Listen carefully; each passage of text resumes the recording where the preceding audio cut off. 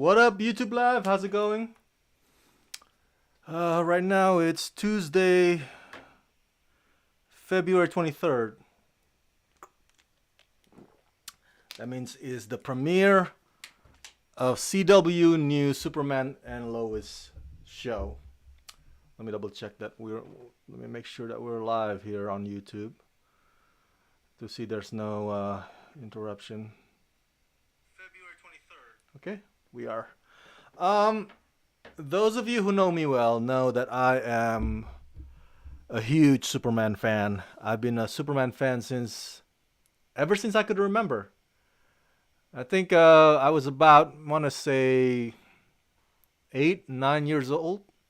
I was at my cousin's house, sleepover, and we watched the Christopher Reeve Superman on VHS. Um, and man, I just immediately it blew me away, and I was like, "That's my hero. That's my favorite superhero." And I've been, a Superman guy ever since.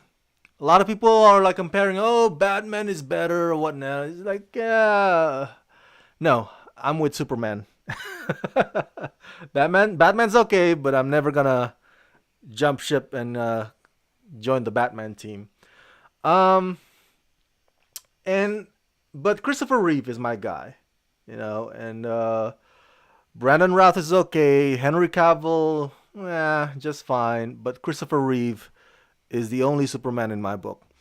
And now it's Tyler Hoechlin, and he had been Superman since Supergirl series, right? If you've been following Supergirl series with Melissa Benoit, Tyler Hoechlin had showed up there. The same as well with Elizabeth Tulloch, who plays Lois Lane.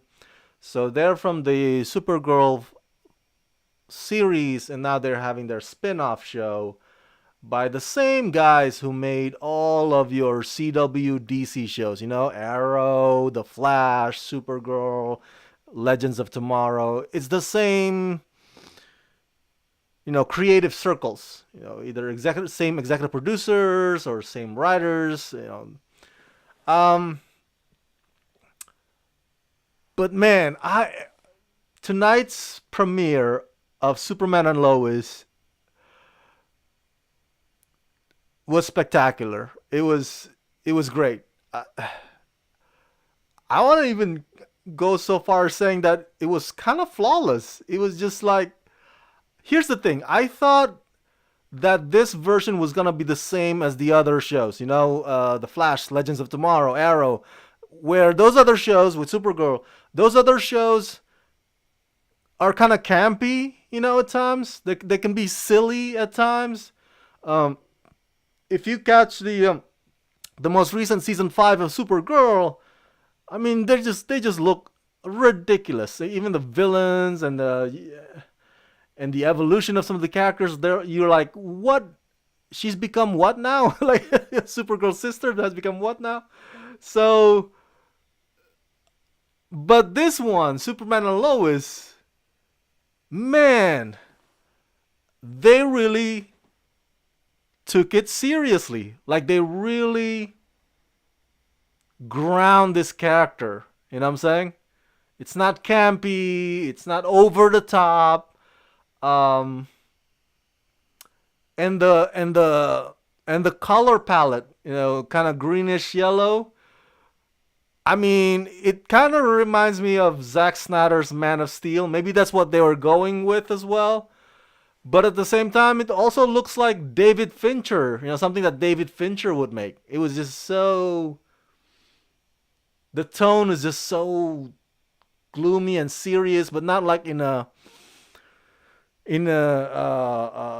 heart wrenching kind of way. I mean, you really feel for the guy. You really feel for the loss, and you really feel for the fact that this Clark or this Superman is having difficulties juggling his priorities.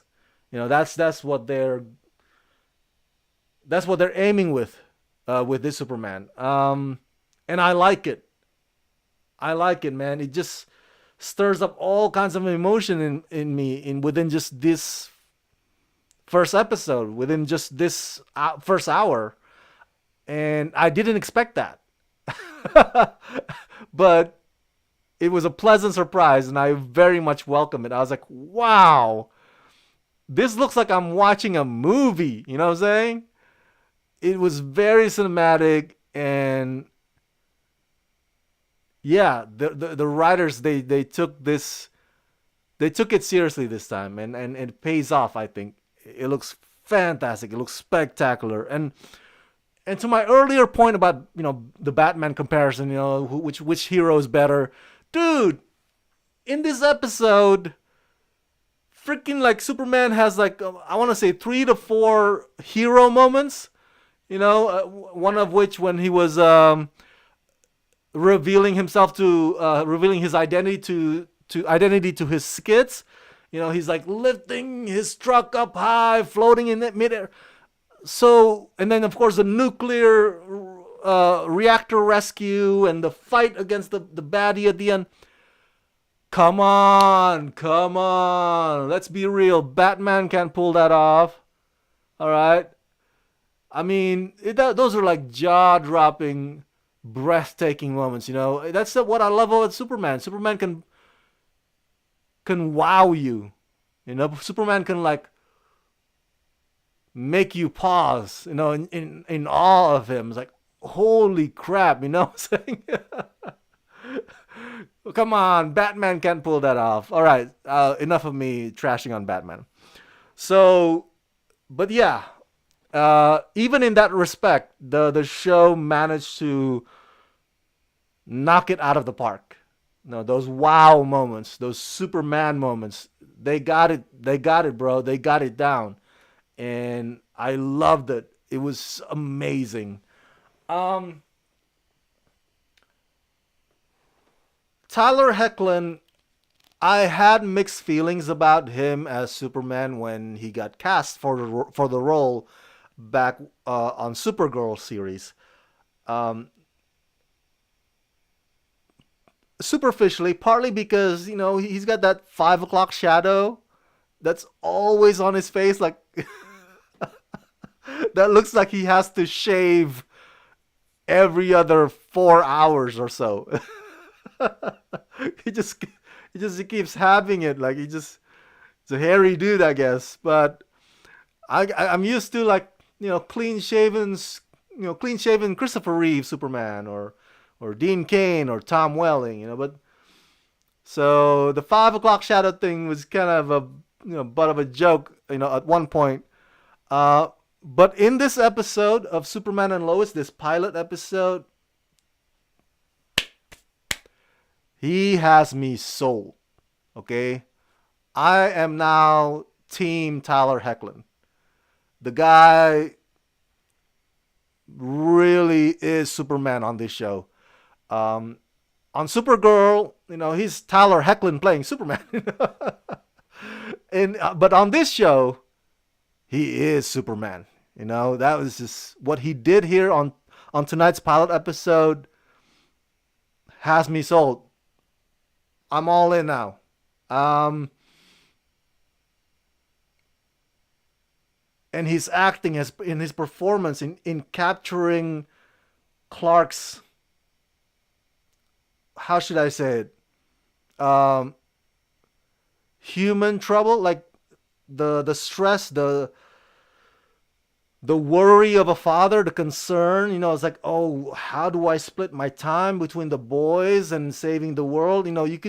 It's all shown on the face of Tyler Hoechlin, like without him trying too hard, and I love that. That was amazing. And so, yeah, Tyler's Superman, man. Um, when I was watching this episode as well, I was thinking like maybe the first 5 minutes of it, as it, after the nuclear reactor and go to the family drama and whatnot. In the back of my head, I was like, why couldn't they as in the writers and the producers of this show, why couldn't they just make these shows with Tom Welling and Erica Durance. Do you remember the Crisis of Infinite Earth last year? At one point, we got to see Tom Welling Superman and Erica Durance making a life for themselves in Smallville. The one from the show. And I was like, why couldn't they just continue that? Like, because Tom Welling Superman and Erica Durance's Lois Lane, they too have children. I'm thinking like, if they were to make a Superman and Lois show, why couldn't they just focus on that version? We would love to see Tom Welling back again. So that was in the back of my head. The first few minutes of this tonight's premiere episode, I was like, oh man, if only this was about Tom and Erica instead of Tyler and Elizabeth. But then, man, as the story progressed on this episode, like I mentioned to you, things just kept happening that just kept winning me over. Whatever doubt I had, whatever skepticism I had, just dissipate as the story went on in this episode. As I noticed Elizabeth and Tyler's performances, they just, and the kids as well, and the writing as well. They just like, oh, I want to resist it so bad, but I couldn't because it's just so damn good. And by the end of it, like I said again and again, I'm all team Tyler and Elizabeth now. Elizabeth as Lois Lane obviously is very different from the Lois Lane that we knew in the past. This is not Margot Kidder. She's not Terry Hatcher. She's not Erica Durance. She's not, So this is more of a Elizabeth version of Lois Lane. Is more reserved. I notice she's not as feisty or combative or trying to prove something as the other Lois Lanes. This is mother Lois Lane as a mother, so she's very reserved. So both Superman and Lois Lane are parents. I'm not a parent, but I'm sure those of you who are parents know that the well-being of your kids are always number one on your mind. So that's the vibe I get from Elizabeth's performance as Lois the mother. Not so much as trying to prove something, or maybe she still has that investigative journalism, drive in her, but it's more reserved now because her boys are number one on her mind. So I think Elizabeth, for that version of Lois Lane, Elizabeth did an absolute terrific job. And again, just like Tyler's, I welcome this Lois Lane. It's interesting how the writers really kind of compound a lot of the problems for Clark and Lois Lane on this episode alone. Like the loss of Clark's dad in the beginning, and then the loss of Clark's mom, Martha Kent, and then Clark got fired. There's like a layoff. And it seems that if you notice, Smallville is no longer a thriving community. I'm like, Smallville looks like Smallville in this episode or in this show looks like one of those former factory towns, that were booming back in the freaking 60s or 70s, but now it's all boarded up. Everybody's foreclosed, or everybody's like moving out of town. It's just like, wow, that is devastating. And so you really, like I said earlier, you really feel for Lois Lane and Clark on this episode, on this show, more than you ever did for Christopher Reeve or Dean Cain or freaking Brandon Routh. more so than ever before. Wow, Clark got fired. That is something that I never thought would ever come across. As a fan of Superman, I always think that Superman will always be, one of those. Superman will always be a Boy Scout. Like, oh, yeah, he can fight a bunch of super villains. He can get beat up from time to time, but he'll always end up okay. But not this Superman. This Superman or this Clark is facing some economic crisis on top of parental crisis. So wow, that's another thing that I noticed that the writers did. Oh, I forgot to mention before I forget. Um, Another thing that I love about Tyler's performance as Clark Kent slash Superman is that he continues the, I guess you could say, the version of Clark Kent and Superman that was started by Christopher Reeve, and then Brandon Routh also did the same in 2006 Superman Returns. But Henry Cavill kind of discontinued it. By that I mean the bumbling Clark Kent. I love the bumbling Clark Kent. The idea that the way he separates himself from his alter ego, he makes sure that Clark Kent is always weak. Clark Kent is always stumbling. Clark Kent always fumbles. Clark Kent, always falls down, and Clark Kent always trips over his words. So Christopher Reeve did that, and then Brandon Routh did that, but Henry Cavill did not do that. So it's nice to see that Tyler Hoechlin kind of, you know what? I'm gonna go with the original. I'm gonna continue the legacy of how Clark Kent was always portrayed before, and so I appreciate that about the other thing about Tyler's performance as Clark Kent and Superman. Um, Another thing on my note, we gotta talk about the kids, the teenagers.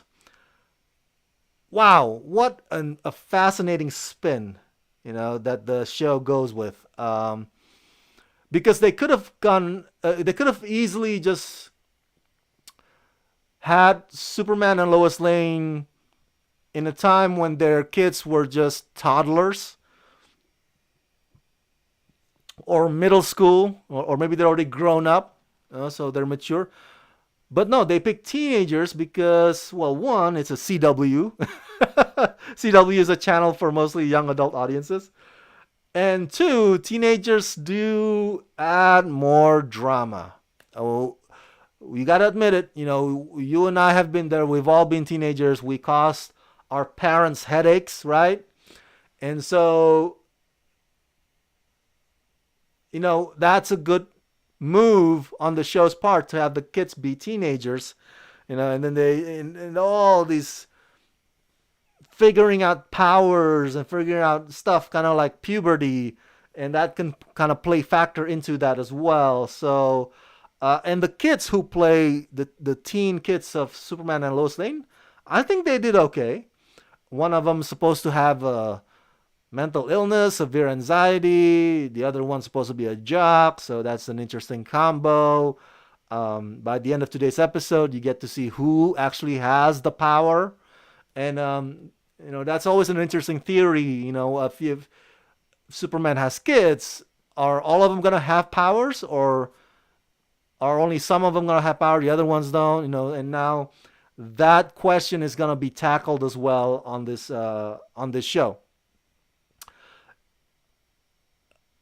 When they find out the secret about their dad in this episode, you notice that they got mad, right? They're like, "You guys have been lying to us, all our lives."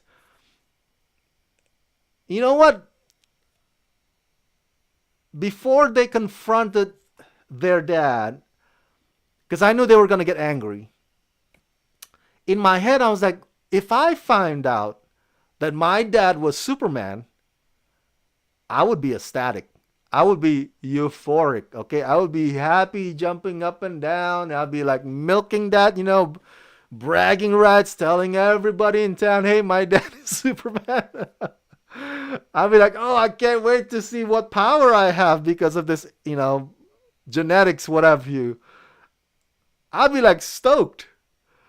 But I understand why these two kids are angry. Because considering maybe the many baseball games that their dad missed out on, the many birthdays that he missed out on, the many, I don't know, recital, whatever events in their lives that their dad always skips town, or maybe only there for a few minutes but has to fly somewhere else. I get it. They're mad. I think mainly because they think that their dad.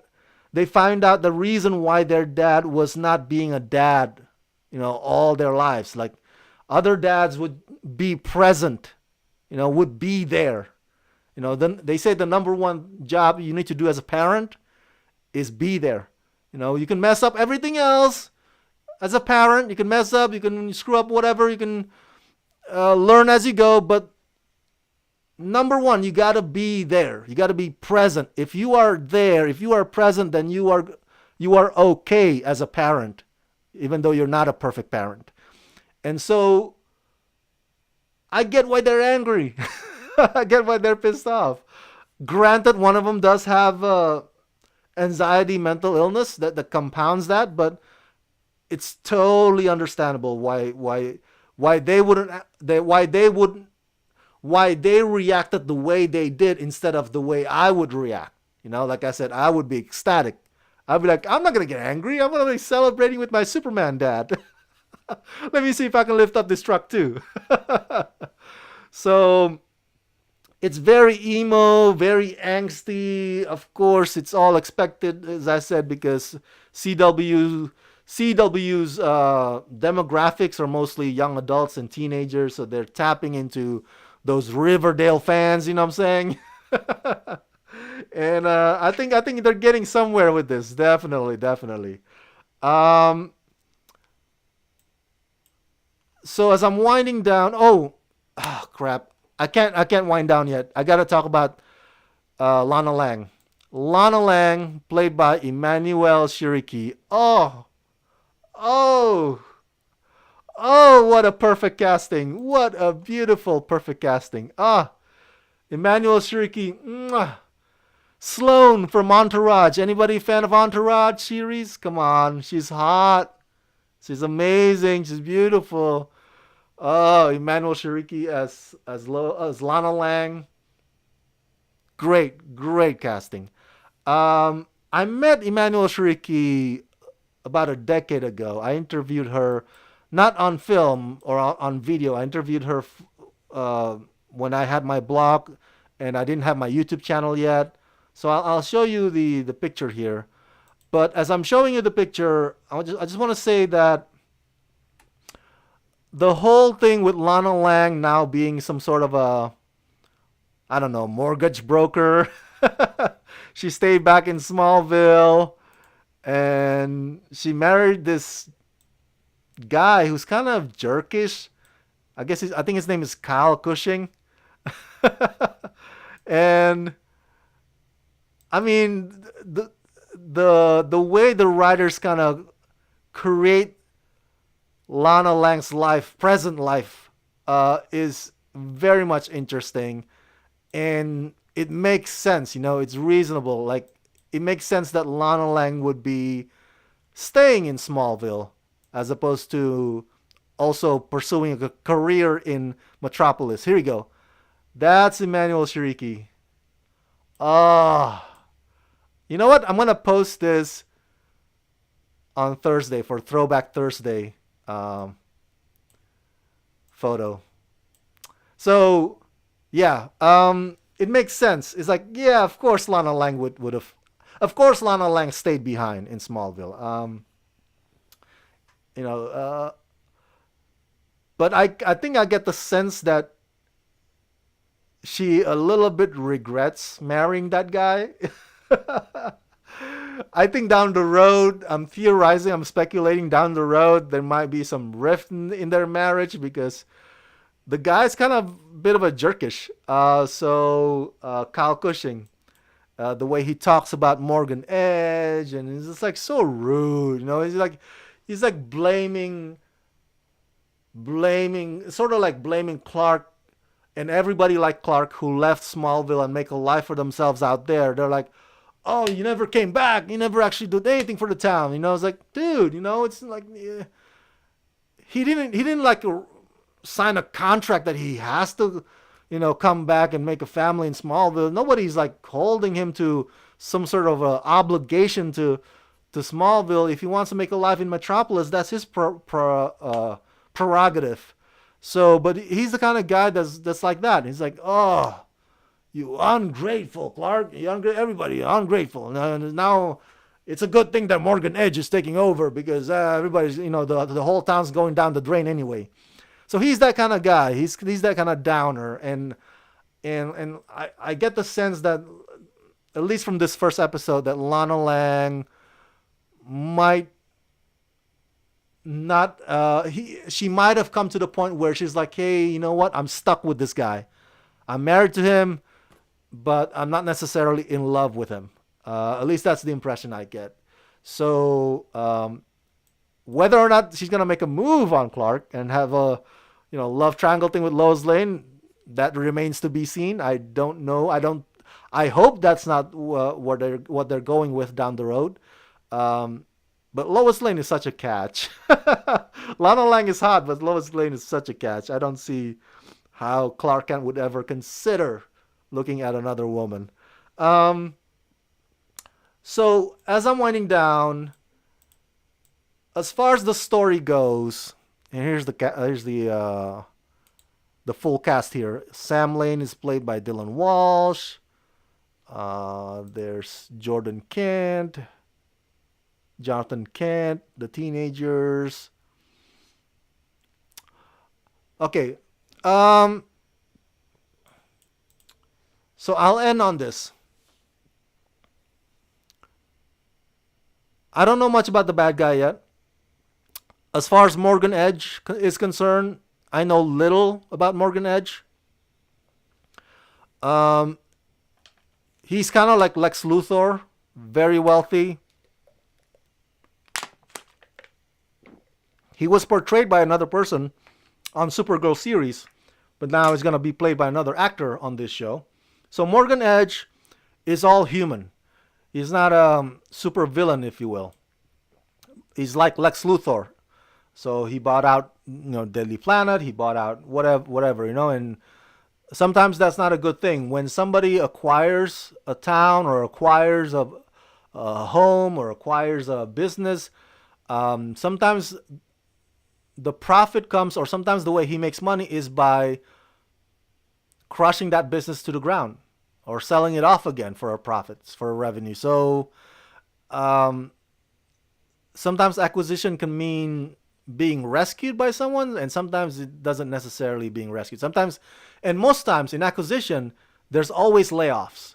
So Clark Kent being fired, it's kind of sensible, with the storyline of Daily Planet being acquired, because the natural result of acquisition, there's always some sort of a streamline. There's always some sort of, we're gonna cut out this arm, or we're going to cut out this division, we're going to cut out this waste, so there's always a layoff that follows after acquisition.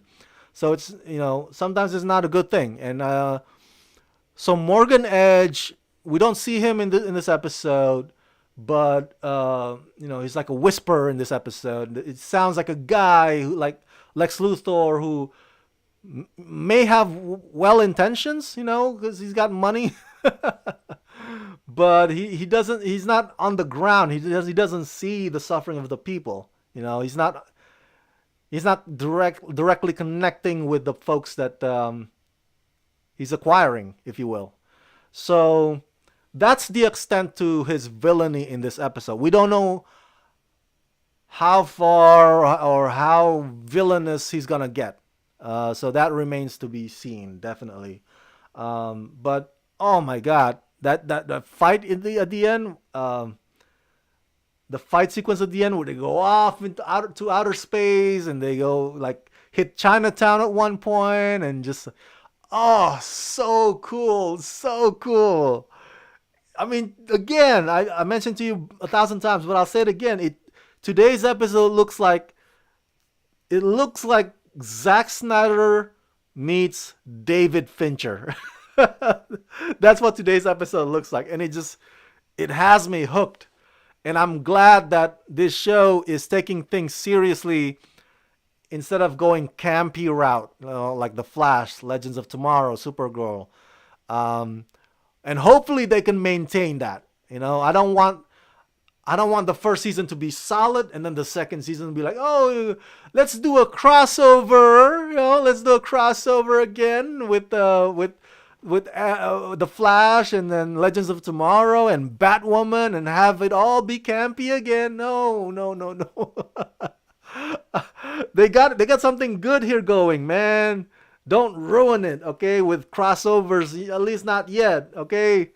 Let Superman and Lois build something, and it's so promising here, and I want to see it through. Um, but yeah, and you know what?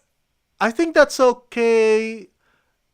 The fact that in the universe of DC, you have different renditions of the same hero. That's okay, right? I know in Marvel we are fascinated by the fact that everything is connected. Everybody is connected. We watch WandaVision, weekly basis, and we wonder, oh my God, is Magneto's gonna show up? Is Blue Marvel's gonna show up? Is anybody from the MCU gonna show up? How does WandaVision connect to this character or that character? And that's fine. That's fine. But in DC, it's okay as well. The fact that we had Tom Welling Superman, we had Henry Cavill on the big screen, and we had Tyler Hoechlin.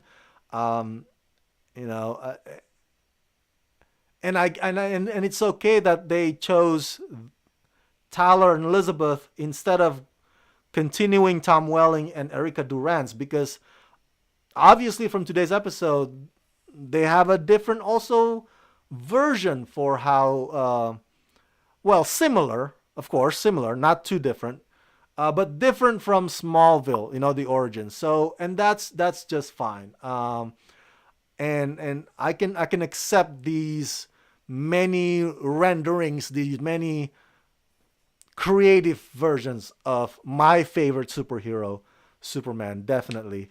So Caleb Hackett asks, how can I watch it? It's on CW, and it'll be on the CW app or CW app also tomorrow. So it always airs Tuesday night, and then by Wednesday it'll be available to stream on the CW seed or CW app.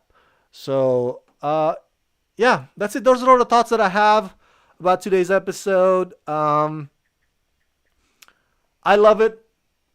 It's a great, great, great new take on Superman. It's a great pilot episode, and I hope they keep this momentum. They keep this, they maintain this gritty, grounded, human emotion kind of Superman thing going, because it works well, and I'm okay with it. All right, share your thoughts. Have you seen tonight's episode, the pilot episode, the premiere episode of Superman and Lois series? If you have, do you agree or disagree with my assessment?